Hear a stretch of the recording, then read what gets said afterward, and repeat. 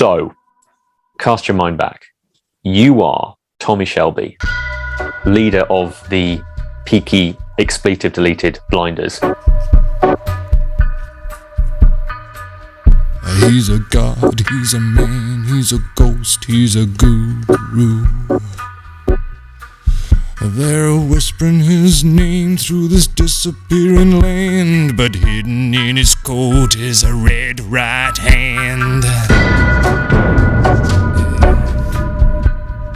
Before 2013 and the first series aired, how did you get the gig? I remember at the time I was watching a lot of American television, particularly The Wire, and I thought it was amazing. And there's a thinking man right there. This is 2012, and I said it to my agent, I said, I'd love to I know that there's something exciting happening in television. Is there anything around? Do you know of anything? And 2 days later, he sent me the first 2 scripts of Peaky. So it was great serendipity and great agenting combining. And I read it and I thought it was magnificent. You know, it was clearly really excellent quality writing. So then I met up with Steve Knight and Karen Mandelbach, and it kind of went from there. We have to use guns. Let's use proper guns. For me, as a viewer, as a critic, I look at you as Tommy Shelby and go, oh, it was destined. How close were we not to having you in the role? I think that there may have been, and I think, like, I'm not talking out of school here, I think that Steve and Karen definitely had some reservations about me being able to inhabit, I suppose, the physicality of the character, you know, because I'm not the biggest man in the world. And up until that point, I'd never entered the gym willingly. And so I think that may have been a concern, but we got over that, you know, because I was keen to prove to them that I could do it. So we got over that. And I just started working really hard on the character from the beginning. You know, but at the time, you have to remember, nobody knew that this was a small show on BBC Two. You know, nobody had. It was like we all wanted to make the best show that we possibly could, but nobody kind of could conceive of how it would be received. You know, ultimately, I would have secretly been holding out hope. If I could have gone to Ladbrokes and put, you know, money down, I'd have gone, this is going to be a hit. Not just because of your involvement, but like Sam Neill, like the writing alone. The music, even the title sequence every time just makes me go, this was born to be a hit. Did you harbor those secret hopes that this was going to be one of those shows? Truthfully, you know, you're just so focused and obsessed with doing the first series as best you can, and believing that if you do it as best you can, then hopefully people will invest in it, and hopefully the BBC will give you another go. But we didn't really know, and I do, from what I recall, it was quite slow. You know, that it was quite slow that people began to really invest in the show. And I think that it was only really the second series that it tipped into that kind of phenomenon thing, you know? Be honest with me, though, when you first saw the title on the script, Peaky Blinders, you must have gone, right, so that's a temp title, just to be clear. Even though it's true, I really did think, I didn't think it was the catchiest of titles. I didn't know what it meant. And, you know, when you Googled Peaky Blinders back in 2012, there was you would get one hit, you know, and that was it. So it all came from Steve Knight's imagination, and his parents, I believe, had been runners for the original Peaky Blinders, and they had told him the stories, and that's how he acquired the stories, and then he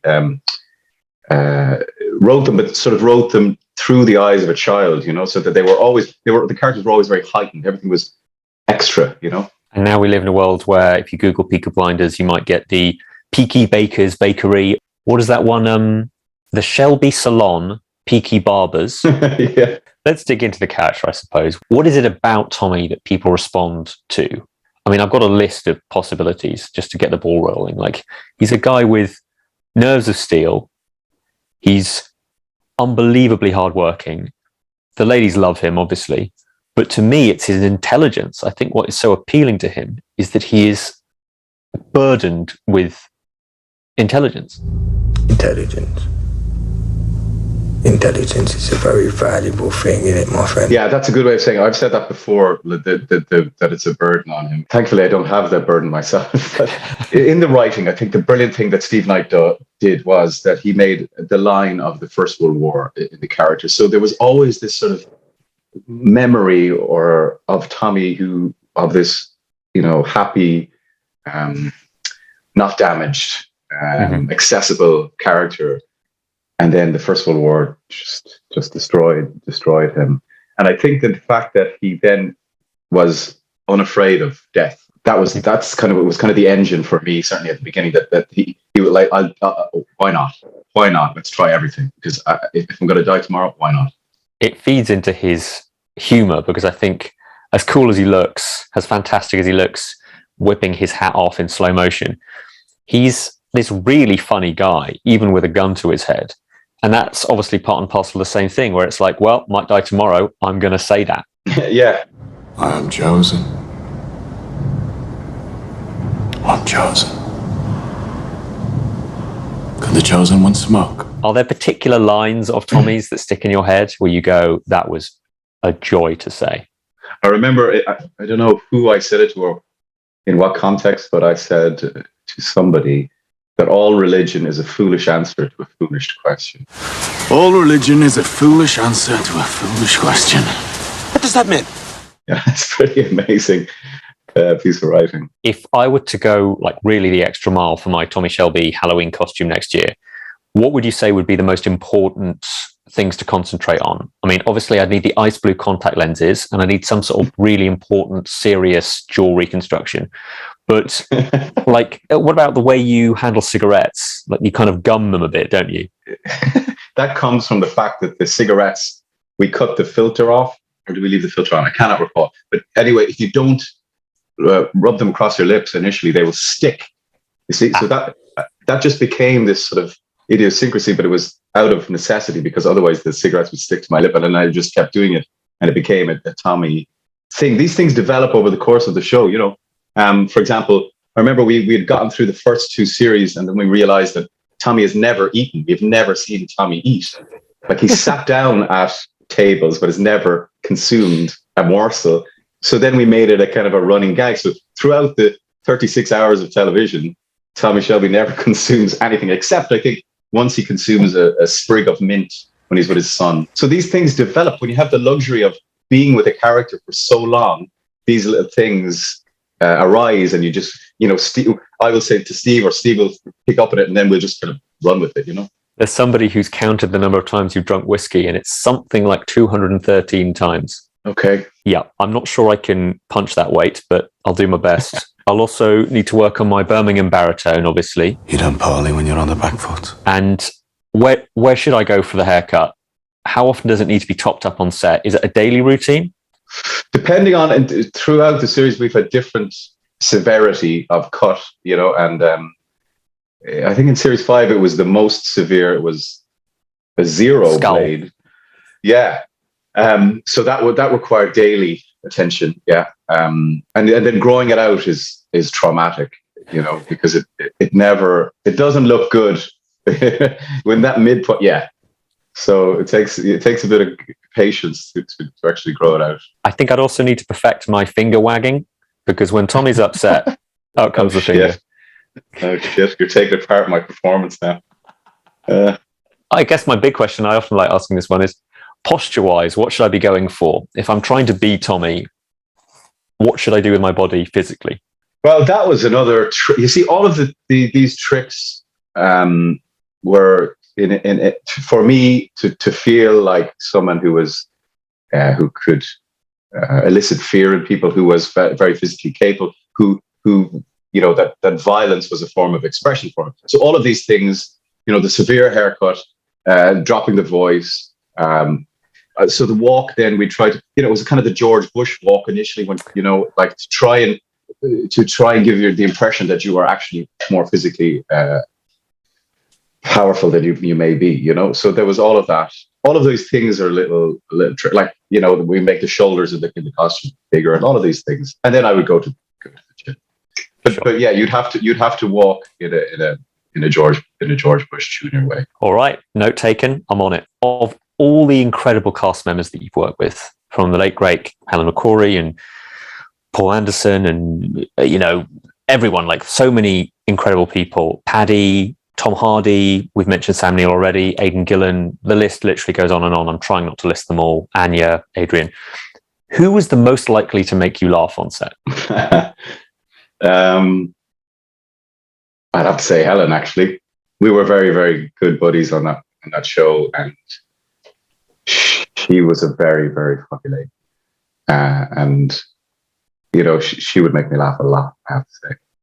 And she would always take the mickey out of herself as well as taking the mickey out of me. So yeah, we had it. And it's important on this show because a lot of the scenes are so bloody intense, so demanding, sort of psychologically, and you're going places that are difficult enough to go to. So you have to have some levity to balance it up. And I always had an amazing laugh at Helen.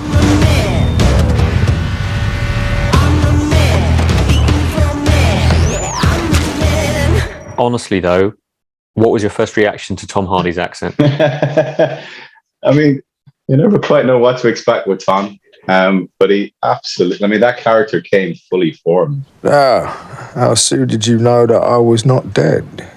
You wrote me a letter, Alfie. Did I? Yeah, you asked about your dog. Oh, they gave me a lot of drugs at first. Out the box. Yeah. He just knew. He just absolutely knew what he was doing there. And again, it's coupled with this amazing dialogue that he was given by Steve Knight. So yeah, he went for it, and it worked again. This is one of these lovely sort of accidents or surprises that happens. The energy that Alfie has is completely counter to the energy that Tommy has. So when you put them together in a scene, it really works. And we always cross shoot those scenes, So it's like a piece of theater. Sometimes you have 20-minute takes because traditionally or conventionally you would shoot over the shoulder. But yeah, that's hard to do when you're in these big scenes because you're not reacting in actual real time to what the other character is saying. So we make an exception always for the Tommy Alpha scenes to cross shoot them. And I think that's why they really sing. You got to keep it all in. You don't want to miss a gram of it. Exactly. Yeah. I read somewhere that David Bowie was a big fan of this show. And I was wondering what, quote unquote, famous fans you've met who said, I have to talk to you about Peaky Blinders. I respect you as a human being. I want to see how your day is going. But can we also just talk about Tommy, please? Oh, I'm terrible for this because I don't really go out. So I don't really... you and me both, Cillian.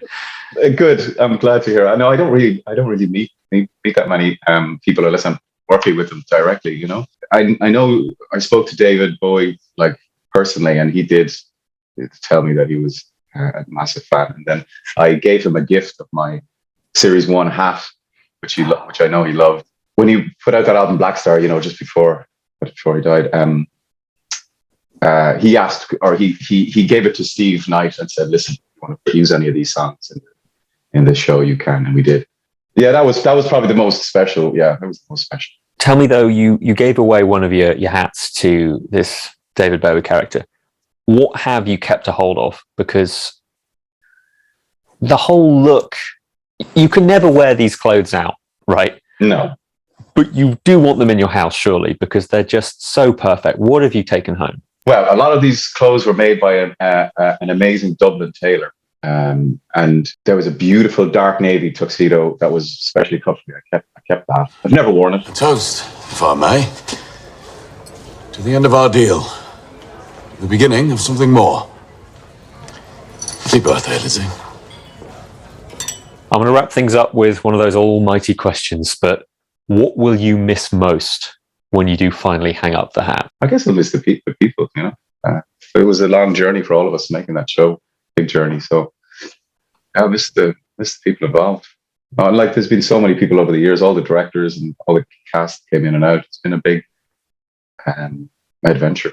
It sure has. And we're all very grateful for you taking us on it. Is there any advice you'd give to your younger self a decade ago before you said yes to this and it all came together? Just to warn them, even the tiniest thing, if you're going to be running in these shoes, wear double socks because Yeah, that's a good tip. I don't know. I'm a non-smoker. I never anticipated smoking that many. They're not real, obviously, but like I asked the prop guys to count how many I smoked, and I think it's 3,000 a series. So it can't be good for you, right? So take a lot of vitamin C to counteract it. That's probably my advice. Take a lot of vitamin C. Look, I'm wagging the finger now. And make sure there's an inhaler on set at all time. Indeed. It's been a real pleasure, and I've got to tell you what I very nearly said. Thank you so much, Tommy, which says enough. I think it's been emotional. Have a great rest of your day, and thanks man. again. Nice to talk to you.